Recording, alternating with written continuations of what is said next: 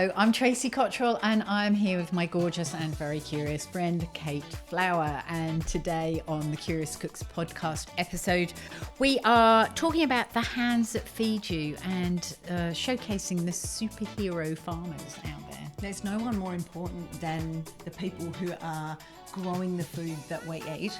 You know, I can't imagine life without them, and we simply would be can't. dead. So it was such a pleasure to meet someone that you already know, Tracey, Dean Ryan from Lake Janice Farm, and get introduced to his new passion, which is Jersey cows. Yes, well, I loved hearing all about them. That is absolutely amazing. We also talked about what exactly is grass-fed. How, when you read that beef has been grass-fed, what does that actually really mean? So we talk, because there is quite a wide spectrum on that, and what grass-fed actually means to human health. Eating beef. The connection. There's always a connection, isn't there? And the risky business of venturing into new territory when you're a farmer. But it's so important that our farmers do keep adventuring and looking for what's going to work best for where they're growing, for best outcomes for us. Absolutely, and diversity of food for us. Absolutely. Well. Really good. So let's hope that Dean's way of farming, because it is so good for the earth, for the animals, for the soil, For us. and eventually for us. Let's hope that this becomes far more mainstream than it is today, and it would just benefit the health of the world. And if you'd like to see me eat half a kilo of steak while Tracey and Dean are talking, stick around. Yes, watch on YouTube. I had a wonderful taste test. It was great. We hope you really enjoy this as much as I enjoyed Dean's Jersey beef. Dean Ryan and his wife Julia have the most beautiful farm down in Pemberton. Now, I think that this is one of WA's best kept secrets for people who love food, is that Dean and Julia produce the only 100% grass-fed, grass-finished Jersey beef in WA, and we may think in the world. So today we're going to... The world. Yes, the world. So today we're going to talk to Dean about his farm life, why he decided to farm Jersey beef, and this bold step shows that slow-grown, regenerative raised cattle can actually give us land health, human health, and cow health. The beef is so nutritious and delicious. So before we get into beef production, I'd just like to welcome you, Dean. Thank you so much for taking time off the land to come in and speak to us. And I'd just like you to start with just a little intro to all the listeners about what your farm is like and the world you live in. The world you live in, the seasonal rhythm of the farm, and what the farm is like. What's the topography? What makes it so beautiful? Yeah, thanks, Tracey and Kate. Great to be here. We live in a little hidden valley right down in the Curry Forest near Pemberton. Sounds awful already. I know. See, best kept secret, Hidden Valley. See what you did there? I love you. Yes. So it's quite a undulating sort of a property with a deep valley going through, and we built a very large dam. It's nearly a couple of kilometres long, and we built that in 2018, and we called it Lake Janice, after my mother, who passed away on the same as we were building the dam. So the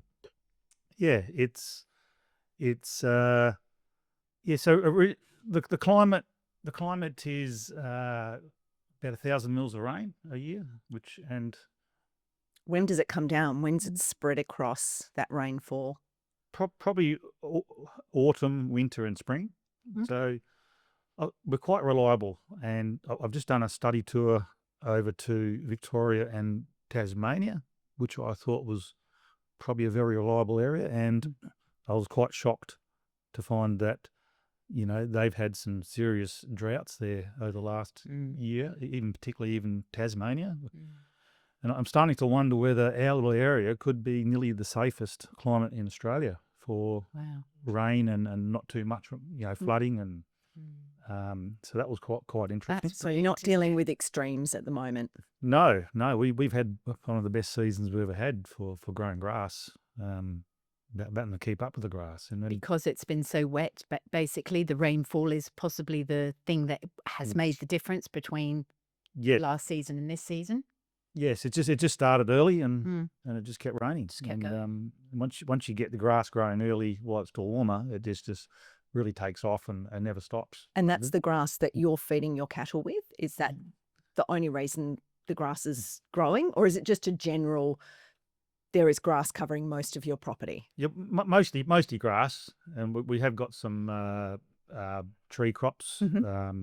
We've got organic avocados and also gold kiwi fruit, which we converting to organic as well. Because they've been coming out of New Zealand, haven't they, with the old kiwi? So nice to... Are you the only gold kiwi grower in WA? We're one of the first. Yeah. So there is some others being planted, but we've had ours in for probably 10 years now. Okay. Oh, really? That long? How long have you been That's producing? amazing, yeah. Oh, we had to wait for this Italian variety to come through quarantine. So we didn't graft till about year 4. Okay. So, Okay. yeah, and They're that- really reliable. like I'm just thinking about amazing. eating one of the gold kiwi and my salivary glands have kicked off. It's so funny. is They're it? delicious, but they've been quite expensive in store because obviously they're all being... Yeah. The only ones I've seen have been shipped in. So Yes. where can we find yours is what I want to know. Well, ours come in earlier than the New Zealand ones, so Okay. probably So I might have bought yours not knowing. towards the end of March. Okay. Our start. Yeah. And there's probably is a reason why they are expensive, because they are a very expensive and tricky crop to grow. Yeah. Time consuming. The Yeah, no, things that I've watched you do on social media from Tricky. the comfort of my couch. Yeah. Yes, very, very. Tracey's a very active voyeur. She likes to watch farmers. I have been in the kiwi fruit. Oh, well, is it called an orchard because it's fruit? Yes. Yes, that's it. but it is vines that grow over the like a Very extensive roof. Yeah. trellising system. Yeah, trellising system. Yeah. And They the drip down, don't they? amount of kiwi fruit, like I think Dean's cover headshot that I've got is Dean amongst the kiwi fruit, and it is phenomenal.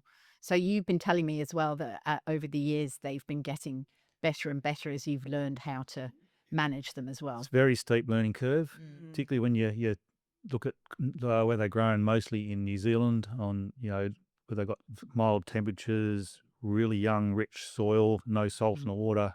We've got all the opposite of that. Yeah. What made you brave enough to plant them? Wow. It was, Begs to it was a moment of lunacy, maybe.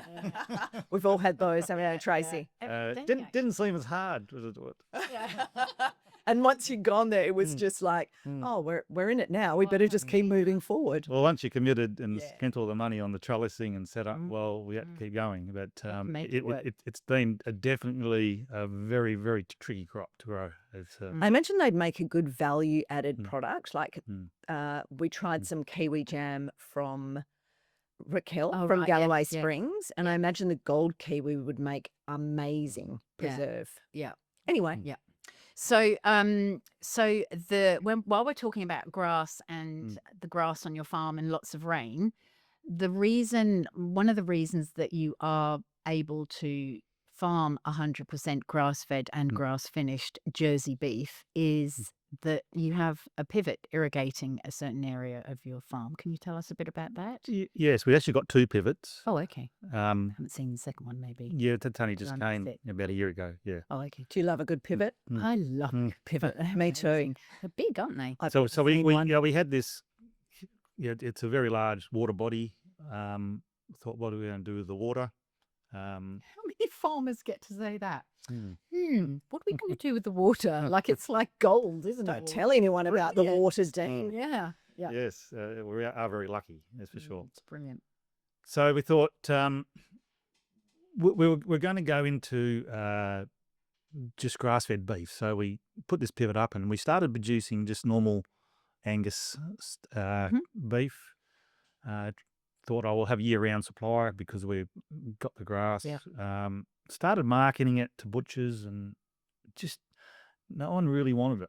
And it Was it a bit been there, done that? We've You- seen it. You can get a lot of that sort of Angus grass-fed stuff from eastern states. It's pretty cheap, Sure. and it just wasn't really working. Is there a reason why it's cheaper from the eastern states? I don't know. Probably just the industry's bigger there, and they do get summer rain where they probably cheaper to produce the grass-fed. And is it grass-fed? Because off air, we were starting to dig into the different types of grass-fed that there are that the listener might not be aware of. So do you think possibly when you're getting a cheaper grass-fed product, it's possibly being grain finished or? Well, technically, to be grass-fed, you can't have any cereals grains, but you can have non-cereal type grains like lupins or canola meal or peas, that sort of thing. So there is quite a lot of grass-fed that's actually fed a pellet, which they call a grass-fed pellet.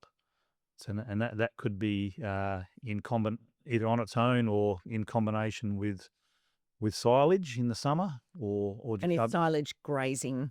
Silage is grass, isn't it? it's fermented grass. So you cut it like you would hay. Silage is good. Yeah. And then you instead of drying it out, you bale it up and wrap it so it's got no oxygen while it's still green.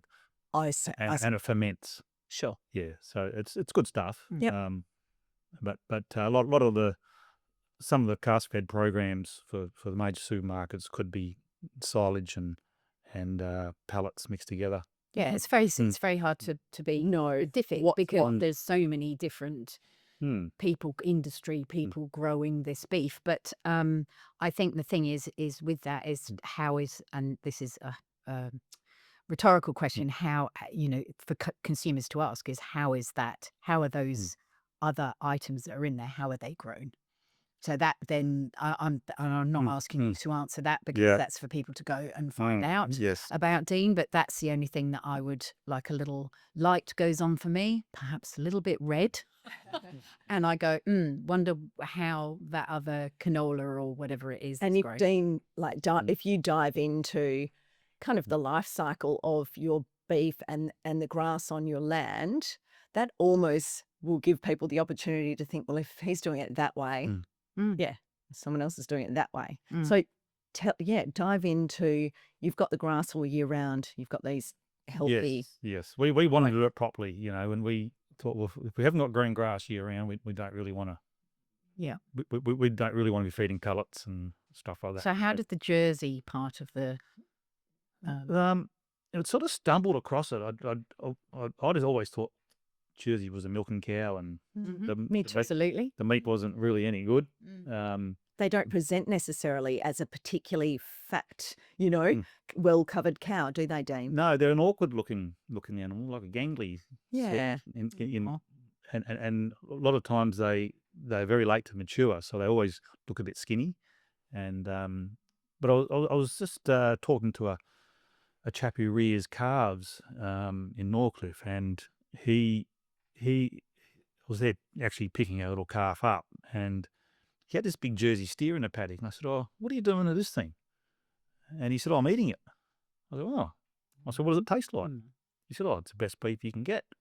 He said, "Of marbles and beautiful yellow fat." And oh, that's interesting. So Why yellow fat? Why is that beautiful? Hang on a minute. Let's not jump ahead. I know you want to get into the taste and everything, but it's just really All right. So let's just. We'll get back to the yellow fat. on the way home, listening, everyone. On the way home, I called into the Norcliffe Cafe and for a coffee, and I met a dairy farmer I knew there. I said, "Oh, what do you know about Jersey beef?" And he straight away, "Oh, that's the best beef you can get." And I'm thinking, guys, am I missing something? Yeah. And I got home and I rang another dairy farmer, same thing. So I thought, this is, I'm always looking for something different, that you got an edge where, something tastes better Yeah, or absolutely. looks better. So anyway, I rang our stock agent up. I said, "Oh, look, can you buy some Jersey steers? We just want to have a bit of play." And so he Jersey steers rolled up, and we fattened them up and got hold of a butcher who was a little bit interested, and sent them up, and straight away he said, "Oh, they were great. Send some more." So all of a sudden, bang, we're into it. And Dean was onto something. Those Jersey cows. Can I ask a bit of a tricky question? Is what would happen to those steers? Because obviously, I know I'm stating the obvious, but the girl cows are useful in the dairy industry, but the boy cows don't really have a use apart from making more girl Yeah, cows. is that why people started eating So Jersey? what happened? Do you know what happened before to the before us, steers? they were virtually hamburgers for the US consumer, basically, because the yellow fat is looked on as being I really want to know about the yellow. I know you do. the yellow To talk yellow. about yellow fat now? Don't let me stop you. Yes, I can. Kate will never stop saying she wants to know about it. We've got to let Kate. Okay, tell ask me about the everything about yellow fat. So yellow fat is a definite no in the beef meat industry. It's At the moment and in the past. It's been widely considered a no-no. yeah. it's been considered detrimental because it's associated with old tough cow. So an old tough cow Okay. has yellow We fat probably as have well. a bit of that, hanging So around. they got lumped in with old cow. So we've had to change our customers into understanding that yellow fat actually is not only tastes better, it's more edible, but it's a lot better for you. It's full of the omega-3s and the beta carotenes and. So I'm just going to repeat that the yellow fat is better for you. And just sit on that for a while because people are like, oh, fat. It's still like, oh. And when you see the photos that Tracey and I will share, or if you have a little Google, you'll see that Jersey beef has very yellow, kind of bulbous looking fat through the meat and on the side of the meat like you would with a steak. If you get a standard steak, the meat is often quite white and the fat, is often quite white. And so the difference that we've been chatting about earlier was that the yellow fat renders really beautifully. Yes. And it's got the healthful It's got a buttery addition. taste. It's a different taste to the. It is. Yeah. It is amazing. Do you save it when it runs off food and use it again for cooking? You probably got That's not my department, my potty. Then my wife. People make tallow, don't they, out of Yes, the tallow's amazing because it comes up really yellow. Yeah. I mean, your skin looks great, Dean. You've been rubbing it on your face? He's 98. You know that? He's 98 years old. He looks incredible. I mean, in the brain, I can see he's not, firing on all cylinders, but your face is great. That's the whole thing. The yellow fat with the high omega-3. Good for your brain too. Just joking. He's obviously firing on all cylinders. Your brain actually needs fat. It needs cholesterol. And what the thinking is now, after doing different studies, the science always moves on, doesn't it? Yes. So Takes marketing a while to catch up, unfortunately. Yeah, and it also takes open conversation, like we're having, transparency, and talking about some of the hard stuff when we're talking about food, because I love that fat eat. is back in vogue, and that but now, not all fat. No, but now we're starting to dig into, well, what does that mean? Yes. Which fat Yes. should we be having more of? It is. And which should we have a little bit less of? Yeah, it is all consumer education. So getting back to the yellow fat and the omega-3 and omega-6, if you can just explain to us what the difference between those, not from a scientific fact, but if you eat beef that is higher in omega-3, why is it better for you than beef that is higher in omega-6? It's the omega-6 is what I understand is inflammatory.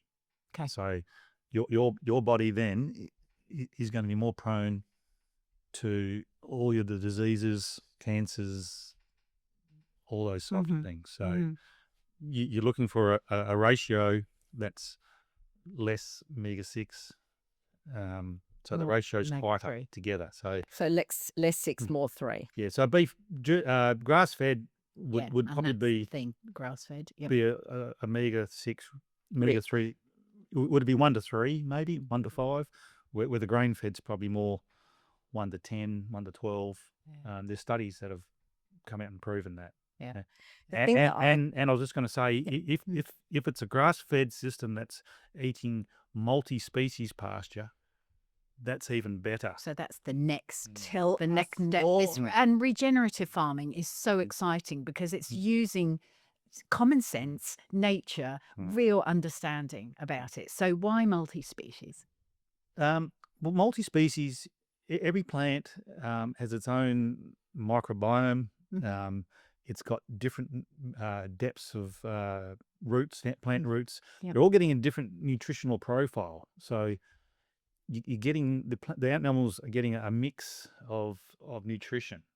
I'm getting a real visual of that, like the plants and the roots and the height of different things. And yeah, it's fascinating. Tapping into different levels. Nature needs variation. You can't have everything the same. An animal that's also enjoying what it eats. So it's a bit of this, a bit of that, and it's different tastes and textures, in the mouth as well. So we're looking at weeds now as not being weeds. They're a food, and they're another species. Yeah, and so we've developed a different grazing system on our farm, which utilizes the weeds. Where we're doing it's a high density, non-selective system. So we've got more stock more cattle in a smaller paddock. So they're having more pressure to eat those weeds. Okay. Rather than a non-selective where they just eat the softer kind of yes, more preferable.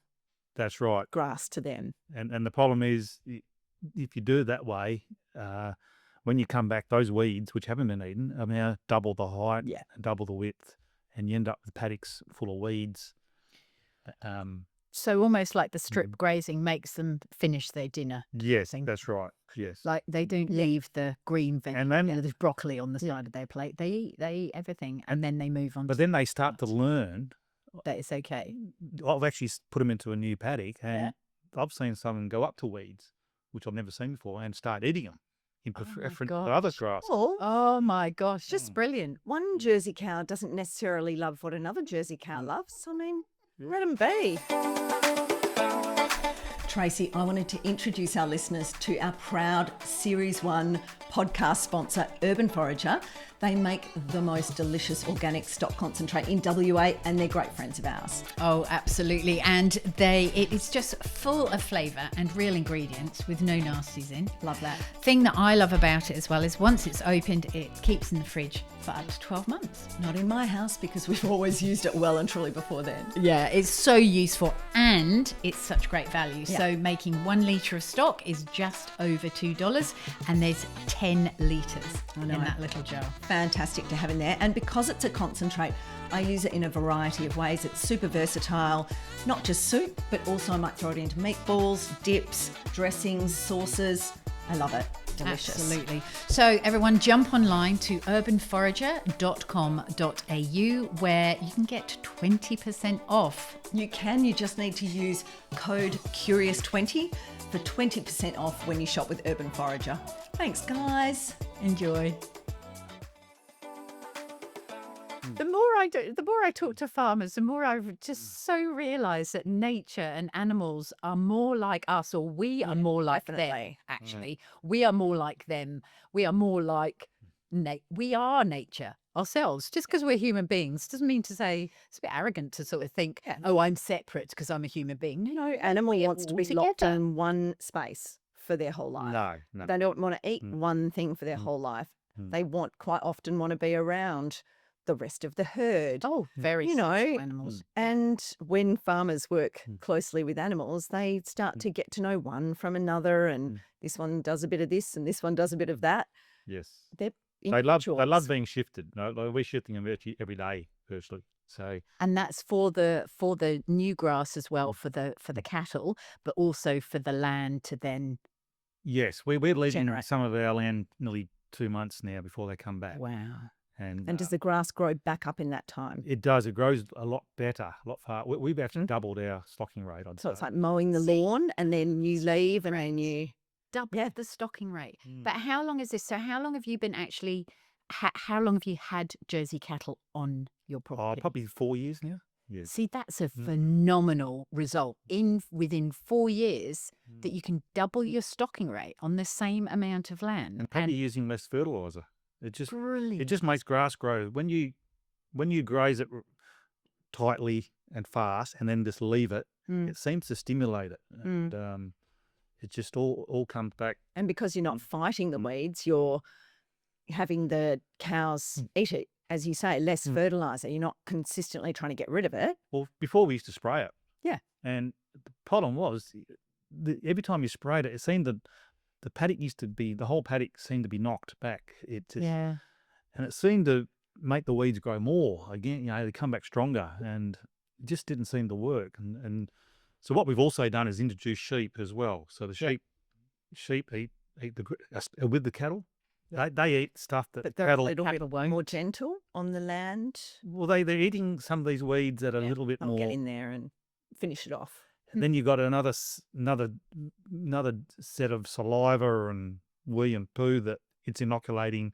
It's a different, they're still fermenting process in their stomach, but it's another animal. Yeah. More diversity. More diversity. Yeah. And In years gone by, sheep, cattle, chickens, pigs, everyone used to be in the same paddock, didn't they? Or moved around. Yeah.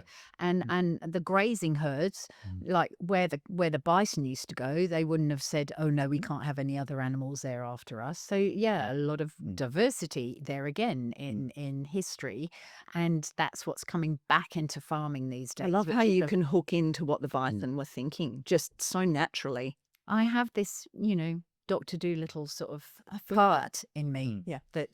And what's interesting now is that, probably the marbling we're getting in our meat, it's actually increasing, even particularly through the winter, which normally it'll drop off. Is it because the animals slow down? See, marbling's excess energy. That's where the excess energy goes into the intramuscular fat. So in winter, they're using more energy because it's cold. Yeah.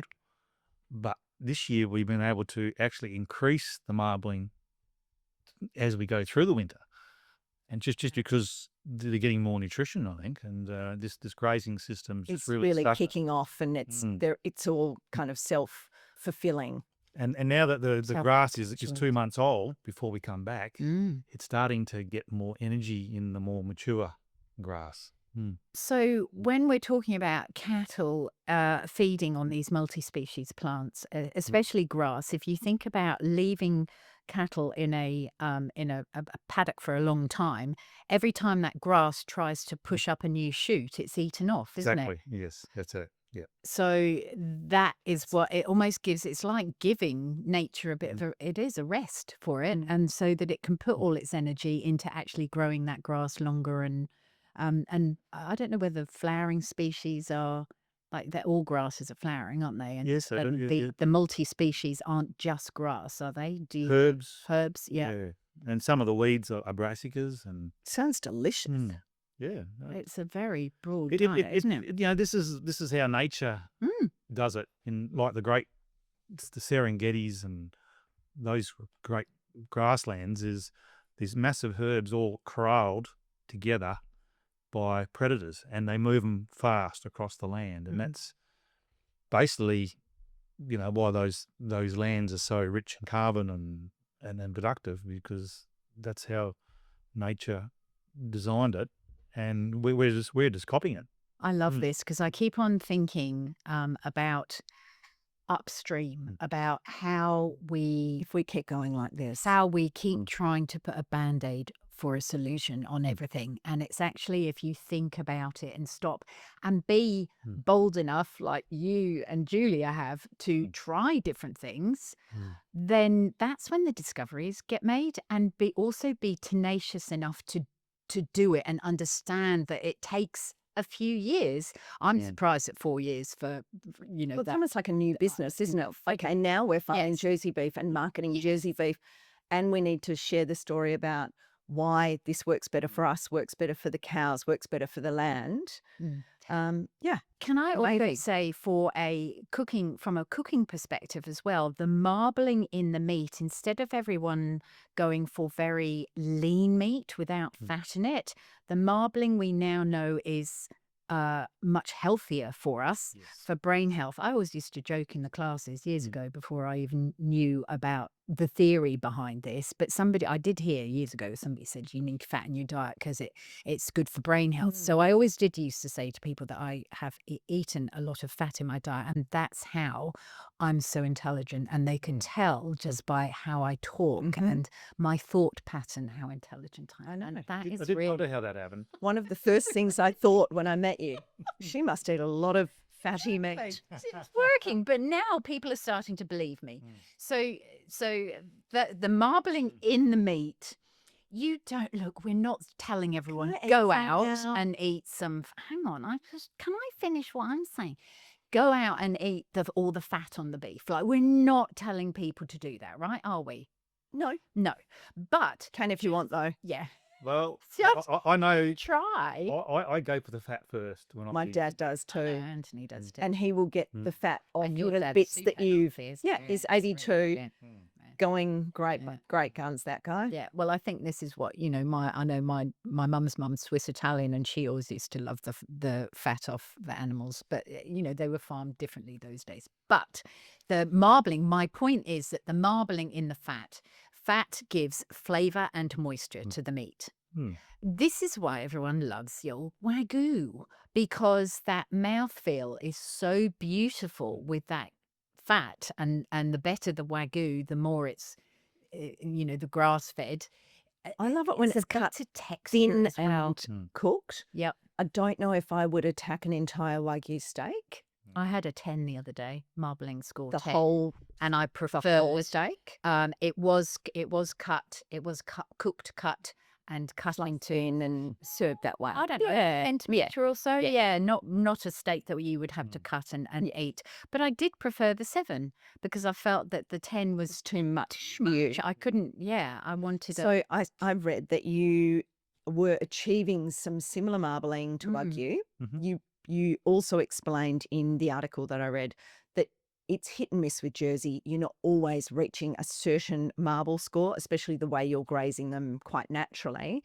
Can you tell us a little bit about, coming to that understanding and the difference between Wagyu and a marbled Jersey?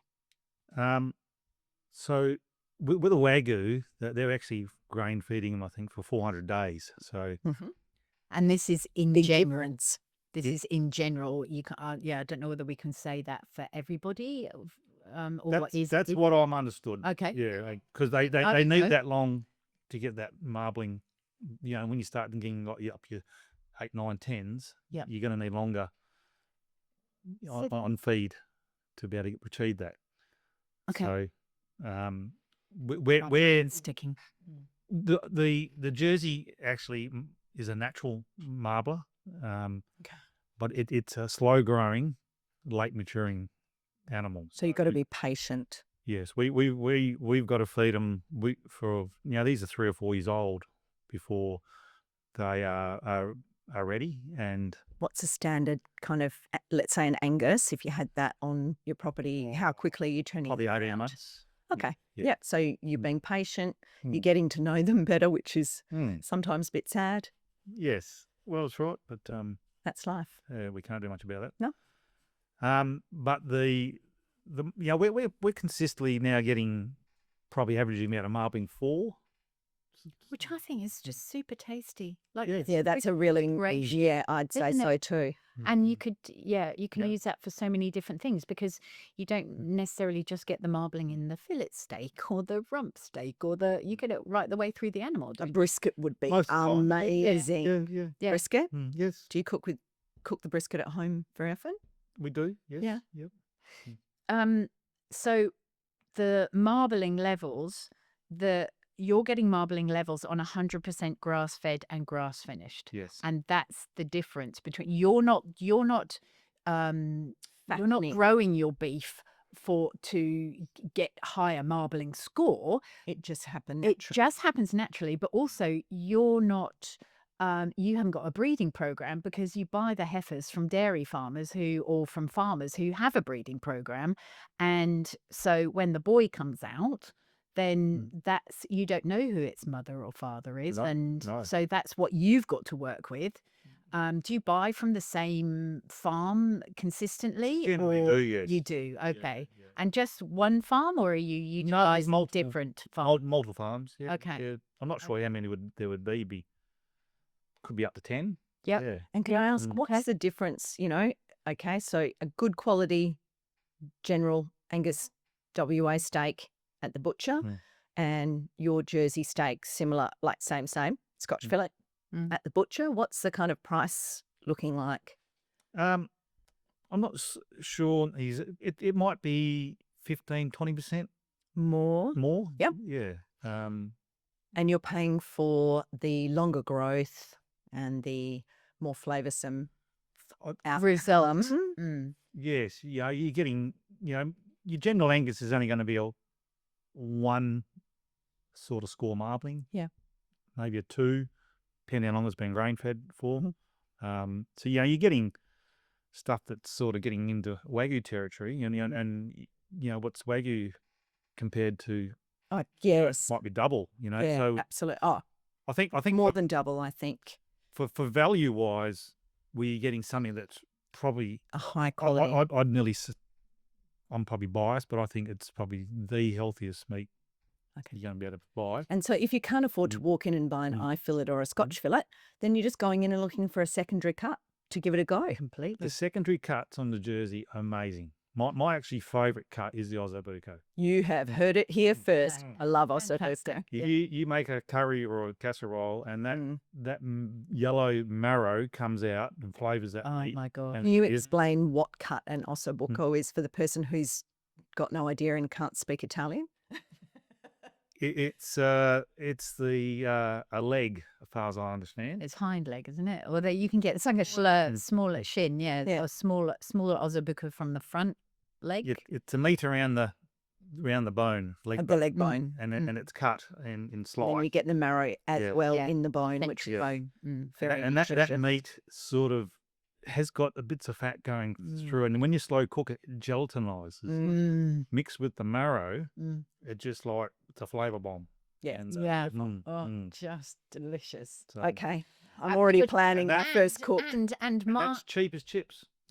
And my favourite cut for a prime steak is a rump. So today for our recipe, I just cranked up the barbecue early on and cooked a little bit of Dean's Jersey rump steak on the barbecue, and I've done little toasts with Hunter bread from Bicton up here, and rubbed it a little bit of olive oil on the barbecue. Then once they come off, rub it with a little bit of garlic. I woke up this morning and went, ha, garlic. That was my first thought this morning. Whenever I wake up in the morning, I have a ha moment. I think I'll text Really as well. And rub it with a little bit of garlic. We've then got some of the La Delizia Stracciatella. So this is a local. Yeah, Italian cheesemaker. Stracciatella is the bit from the inside of the burrata.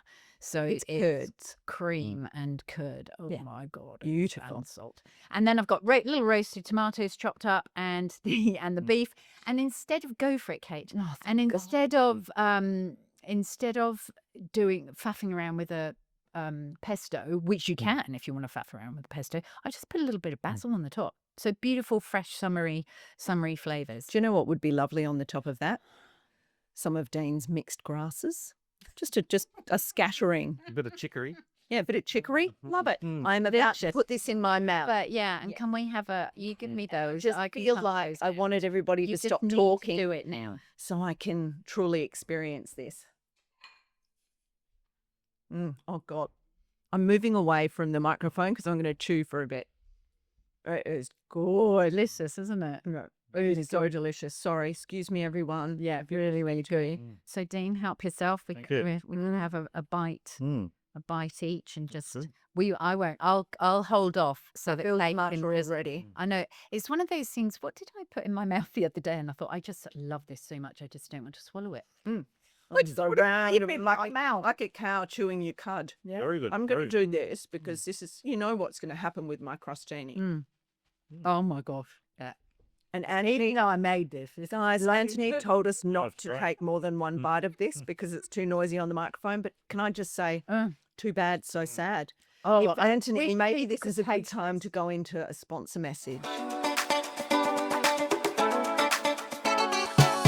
Kate Flower Food, specialists in strategy and styled content for food, product and lifestyle brands. Smart, beautiful visual marketing, crafted to connect. That is what we're talking about knowing where your food comes from. Yes. That does taste, she's still eating, that does taste so good because we've just talked about That how combination. nutritious it is for you. But I just have felt for years that flavour then equals nutrition as well. I've thought that a little bit more about fruit and vegetables. And being at the Grounded Farming Festival a few weeks ago with Matthew Evans and a gentleman called Dan Kettridge. Everyone's going to carry on eating. I'll just carry on talking for the next 20 minutes while they finish the little beef toasts. Dan Kettridge is a nutrient density advocate, and he is developing a way of us being able to measure the nutrient density in food. So he actually did say, because I was hosting one of the tents at Grounded, which is just amazing. My brain was just full of all these incredible things. But he was talking about how flavour is a good indicator of how nutrient dense something is. My only concern is I think some of us have actually, our microbiomes change because of how we eat. And that I think is telling us to eat things that aren't necessarily nutrient dense and good for us anymore. We're being fed information like we need sugar now and we need processed food and something quick and easy because we've changed our microbiome. But I think if we're in a good, healthful space and we listen to our body, it will indicate to us what's good for us. I think I remember years ago, one of the main food journalists of the time said their fruit and vegetables have got so bland these days, and it's because of our soil that has been, is such an ancient soil. It's been depleted. And I know Dean's face if you're watching YouTube. Like, you look like an emoji then, with one like. I think there's more to it. There is absolutely more to it. And I'm talking probably about 10 years ago, Dean. So we have learnt so much more now. It's not helping the soil. It's not helping the soil, but the soil does need to be taken care of as a holistic way of farming these days. And with that soil you need to have that diversity. And it's a beautiful circle that just goes round and round. I feel like I'm having dinner and a show. I'm just soil health and then the cattle health and then our health as consumers. It just follows right the way through. I was going to ask you something about that. Oh, about being a ruminant. So cows are the same as sheep, and they're ruminants. So they've got 4 stomachs. Yes. So how does that benefit us as consumers and the cows as they are eating? Well, it's because they can eat more high fiber diets. So we can't eat a bale of straw. No. Because we haven't got the fermentation vats but a cow has got all that. That's why it's got such a big stomach. So does the biology. It just goes from one, and when it's ready for the next vat, it can move through into that one small intestine. That's what I see. Yeah. So do they have less small and large intestine and more stomach, or same? I don't exactly know the science behind it, but they basically got fermentation vats that are using microbes to break down the high cellulose diets. Okay. Where we just can't eat a straw because our stomachs just haven't got that. We're to break it down. Yeah. So. And so I came up with this thing. I wasn't going to mention it, and Anthony can cut this out if he doesn't like it. But I came up with this thing that then it's almost like you've put that grass into a high-speed blender, like all the way through, right? And you know what comes out the other end is sort of like a smoothie, then, isn't it? Delicious. Yeah. Oh, I just thought that. See, that's my intelligent brain working, quick as a yeah, I flash. can't even keep up with what you're saying because I don't have enough omega-3s. So I'm going to change the subject. I need to lubricate more. I want to hear a little Yes. bit more because Jersey cows. I mean, I could talk about it all day, but I'm pretty much getting to the end of how much. Today, I need to hear about Jersey cows. I feel like I have been really well informed, and I cannot wait to have a play with some of your Jersey meat. But what I wanted to ask you is a little bit more about, what it's personally like raising animals and then going through the process of having to let them go, because you were explaining earlier the characteristics of a Jersey cow. And I want you to share that with the listeners because it's fascinating. Yeah. So when we put them in the yard to sort some out or separate some or whatever we do, we could have 100, 150 jerseys in that yard, and you can hear a pin drop. Like, So It's big. They're triennials. that's it. Yeah. So. But they're bigger than us. Right. I will say that. Yeah, these are 600-700 kilo animals. Yeah. You can walk through them. They won't charge. They won't kick. They just Just inquisitive, aren't they? They're lovely. yeah. Some might come up and say hello, and Nuzzle. if you had, when we used to have Angus, like, you couldn't hear yourself think. Like, they were mooing and carrying on, and Yeah. the odd one would be a bit skittish and try and charge you a bit, and you'd have to be very careful. If you haven't stood next to a cow, they are really big, and especially like a big well-fed Angus, they're huge. Yes. If they want to have a little tip or go sideways into you, you're in big trouble. Yeah, so they're just a pleasure. Quiet. They're a pleasure to handle and be around. They're very pretty too. Oh, they are. Yeah, they've sort of got that lipstick Yeah. around their mouth, and Lashes. these big sort of big eyes, and They're like a character cow. Yes. Yeah. Gorgeous. Yeah. Mm. Yeah. Like And, a nursery rhyme kind. and I think them being so calm is probably reflects in the meat quality as well. We've talked to some of the MSA, Meat Standards Trade assessors, who assess them, and they're amazed at what they call an ossification score. So ossification is the amount of sort of cartilage, sort of connected tissue that starts to form bone. And he said, I'm amazed that your 3 or 4 year old jerseys have got the same ossification as a yearling Angus. And an ossification is sort of a reflection of the tenderness of the meat. Oh, okay. Okay. So- Through the bone.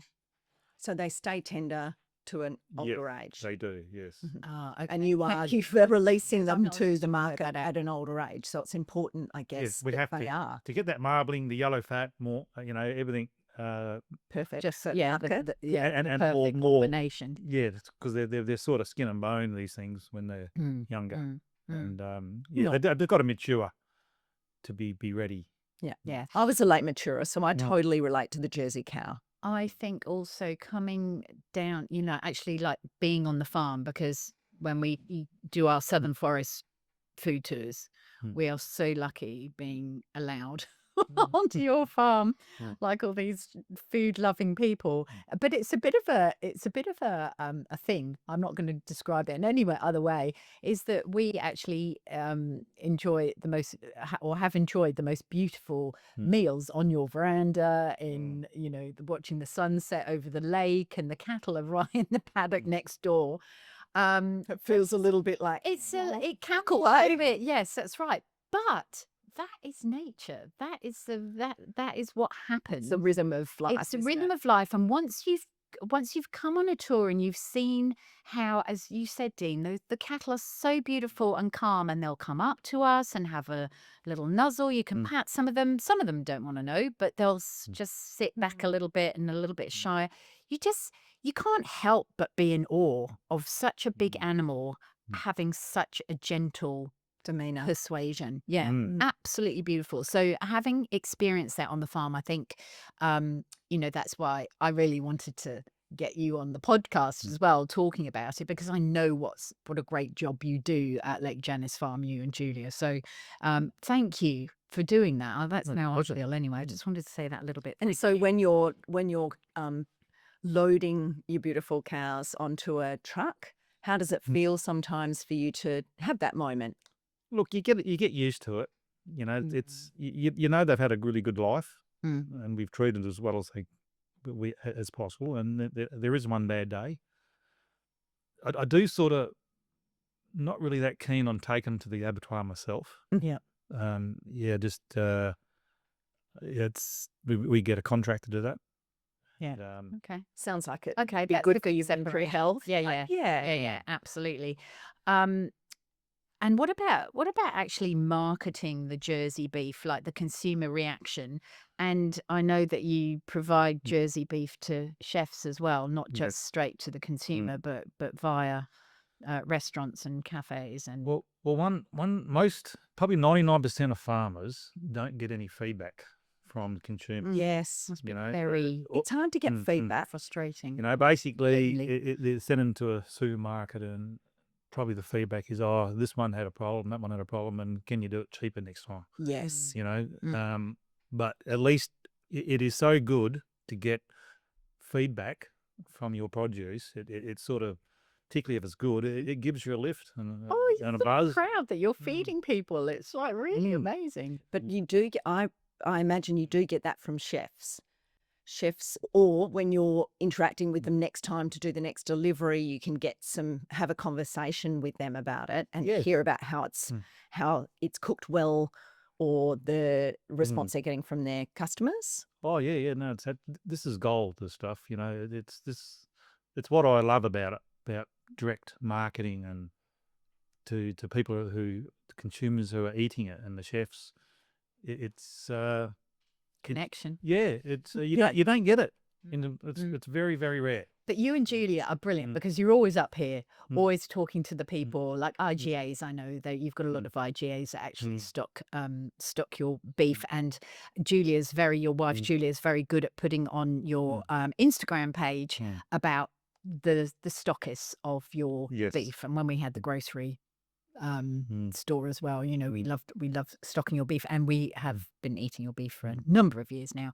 But also I'm interested in Melissa from Young George. She uses, does she use the whole cow? What she's more using experimental the secondary cuts. Fantastic. That's it. Yeah, that's definitely her area of expertise of us. Yeah, she's very consistently buying every 2 weeks. Yeah. Oh, well, they're just down the road from me, so I'll be able to wander down and ask if I can have some of Dean's Jersey. Yeah, absolutely. Yeah, this sure is a lovely connection, isn't it? Yeah.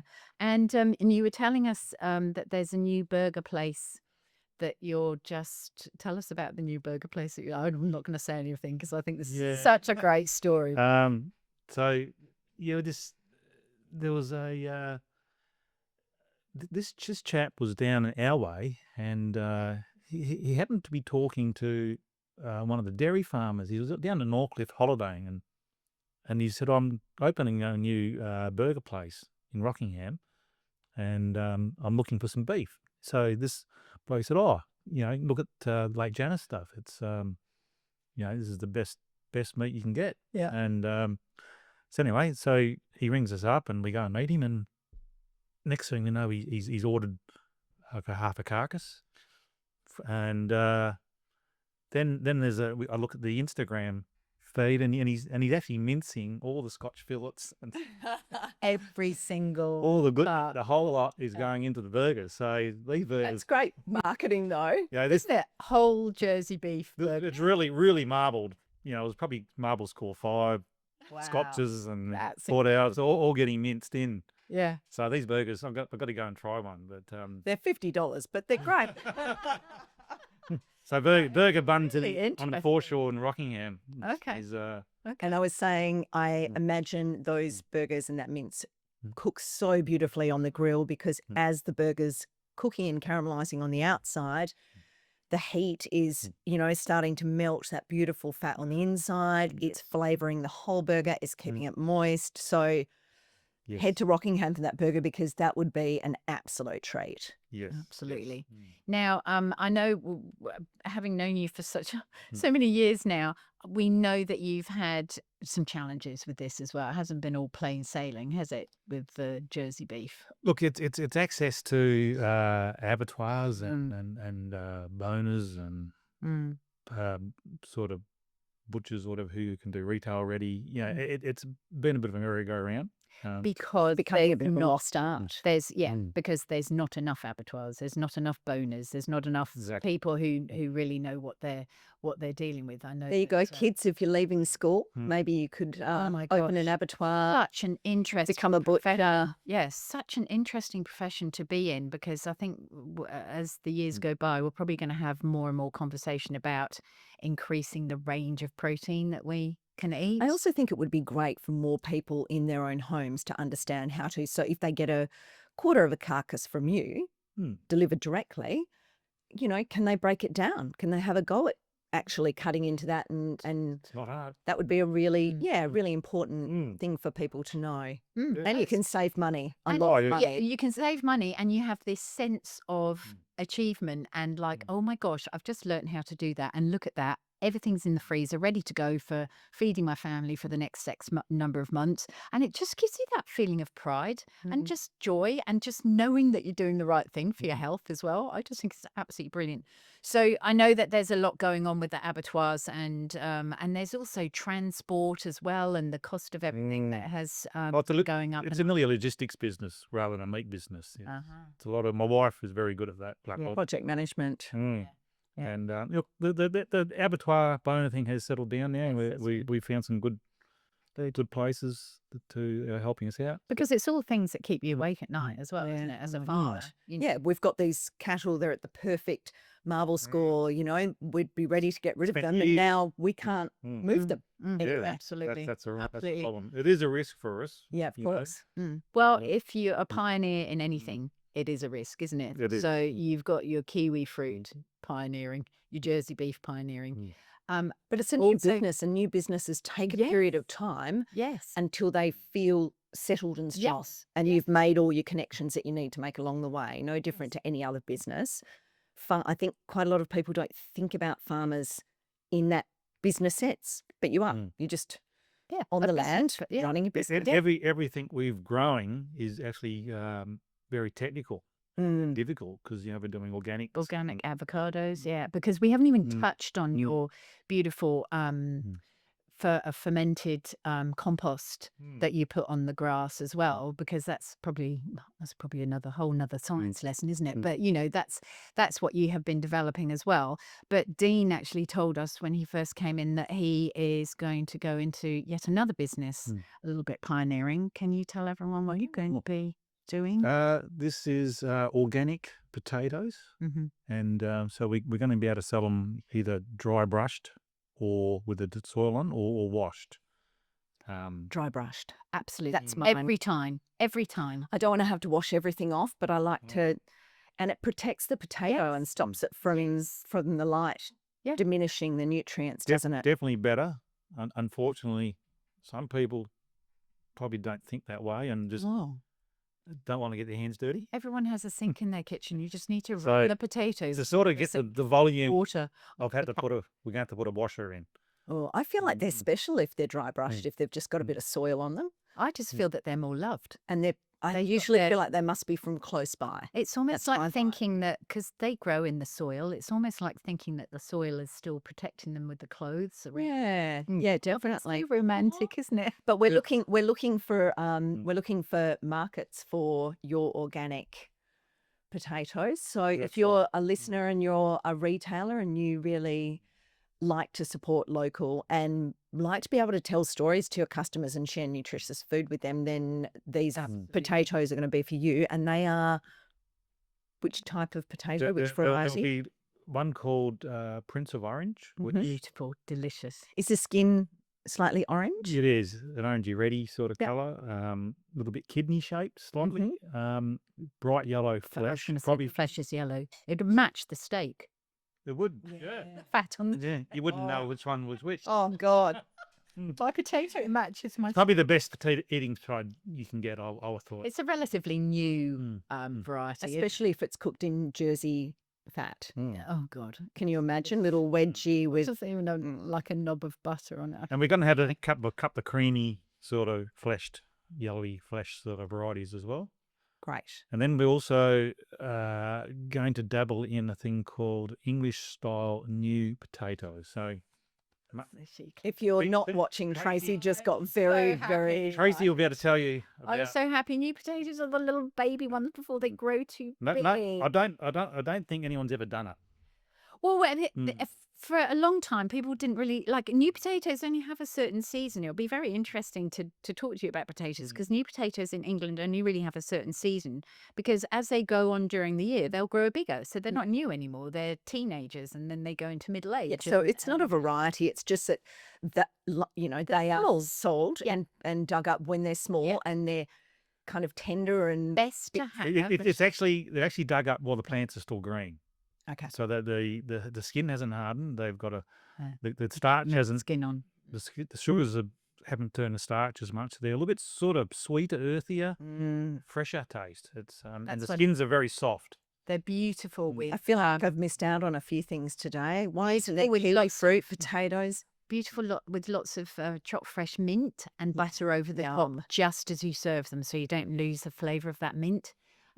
Mum always used to put, or she still does, puts a big sprig of mint in while they're cooking the potatoes. That gives a slightly different minty flavour to the fresh mint on the top. I really love the fresh mint. Me too. Love Do you know what is lovely if you don't have fresh mint is also dried mint is actually really nice. I'm not a huge fan of a lot of dried herbs. Yeah. Because I'm like, that doesn't taste anything like dried. I like basil. oregano. Yeah. Oregano's that good suits dried. well. Yeah. We've got a couple of final important things we need to ask Yes, you. I've got my finger on these questions. Which one? right do now. it. Do it, Tracy. Which one do you want? I Do want you want to do it one in particular? You ask yours, Jealous. and I'll sit here cooking up my. So, what is one tip that you can give listeners about cooking steak? We have slightly touched on this before we came on air, but what is your preferred or your favoured method for? That's two questions, isn't it? For cooking Jersey beef at home, because I've seen your veranda and the gear that you've got on your veranda. Tell me you don't have all the gear and no idea, Dean. Oh no, he does have idea. Look, I don't think I was doing it that well. And then we went to a couple of shows where they were cooking our beef, and actually Vince Garaffa, he cooked it up our sirloin, Okay. and I now use his technique, Which is? so you render it on its back on the fat. So you And when you're talking about a sirloin, you're talking about a whole piece of sirloin here?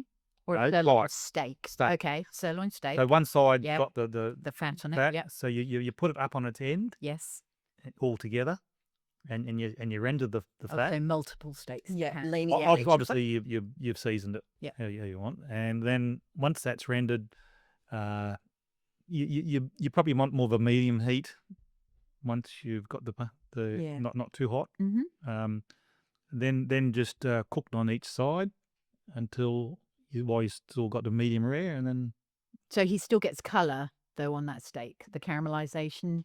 you get that. Colour. Well, that fat gets caramelized. The fat gets caramelized, but when the actual meat goes onto either side, it needs the caramelization to really bring out all those beautiful flavors. Yes. So when you're saying about, I'm just a bit concerned about people turning the heat right down, but they need to keep the heat up. Not enough too that much. it's- Just not really really hot. No, There you go. not Yeah, like yeah. searing and Yeah. the steak actually like Yeah.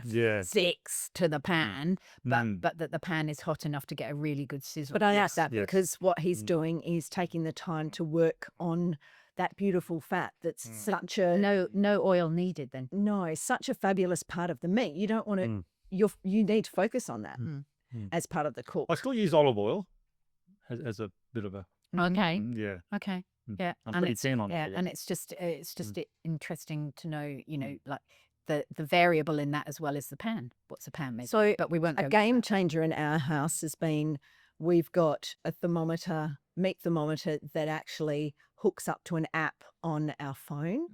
So you can render your fat and then you can seal it and then you can turn it, pop that little thermometer in, and rather than guesstimating, which is what I've done my whole life, and mostly it works and sometimes it doesn't, it's such a great way to just know you're not going to stuff up a beautiful, possibly expensive piece of steak. We don't eat a lot of steak because my children don't like chewing. They like things that are soft. They love the burger. Yeah, No, it's I know. absolutely See it, not. that rump definitely, like people go, oh, rump, it's from rear and it's hard-working muscle. Well, that's what gives it the flavour. But also, if you cook it from room temperature, like my tip for people cooking steak, if you want to know, if you don't want to know, Please then tell just us your turn tip off for cooking steak, Trace. Thanks, Kate. Thanks for listening.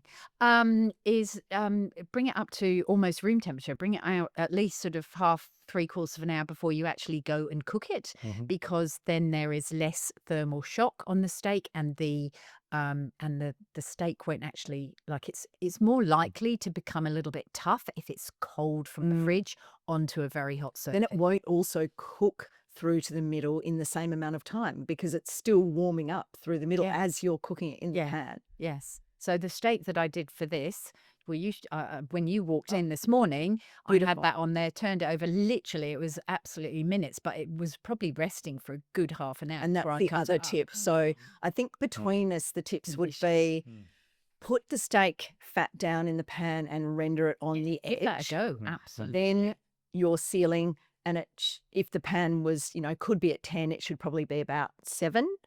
And then Tracey was saying, make sure you give it a good rest. We'll rest it afterwards, but also bring it out of the fridge. I'll bring it out. So bring it up. Yep. So we're going, bring it out of the fridge and bring it to room temperature. Then we're going to seal the fat on the edge, and then we're going to rest it really well so that it relaxes and also holds in the juices when you slice it. And don't cut the fat off before you cook it. If you really don't want to eat the fat, cut that off after you've cooked it, because that fat will give flavour and keep moisture. But also now, if you are eating a Lake Janice farm Jersey beef steak, you know that you'll wake up the next morning feeling far more intelligent than when you went to bed.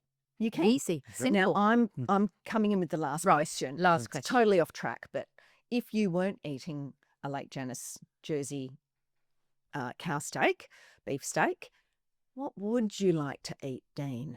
What would be your chicken or just or what anything? What would be your ideal meal? You're Is a there a hungry death row- father at the end of the day. Yeah, death row meal. Sorry, we're now killing you off at the end of the podcast, but You're not going to die. We've done a Just tell death us row what it meal. is. You listened to our podcast, didn't you, the other day? And I don't know whether you got to the death row meal and turned off. And I don't know. Well, be honest with you, I would probably still like to eat beef, and it would probably be like my wife does a very good musselman curry Oslo buco.